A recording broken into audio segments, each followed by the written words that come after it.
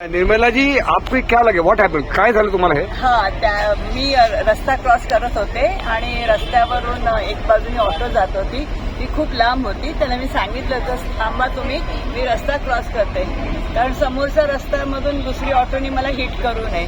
हे सगळं बघून सुद्धा त्यांनी माझ्या इतका जवळ आला आणि असं हिट केलं की मी अक्षरशः रस्त्यावर पडले. मला जखम लागली, रक्त बळबळत होतं आणि काही लोक मी आले आणि त्यांनी मला हेल्प केलं आणि लकीली माझा ड्रायव्हर समोर होता. मग आम्ही बाबाकडे जाऊन स्टिचेस वगैरे केले, सिटी स्कॅन केलं, सोनोग्राफी, हाडाचं सगळं एक्सरे केलं. सांगायचं असं आहे की ज्येष्ठ नागरिकांना आता रोड क्रॉस करणं खूपच कठीण झालेलं आहे. ट्रॅफिक रूल्स नाही आहेत, ऑटोवाले ऐकत नाहीत, त्यांचं टू व्हीलर्सवाले ऐकत नाहीत. म्हणजे जीव मुठीत घेऊन सिनियर सिटीजनना रस्त्यावर चालणं इतकं गंभीर होऊन गेलेलं आहे. त्याची प्रशासनाने आणि महाराष्ट्र शासनाने योग्य दखल घेतली पाहिजे. थँक्यू.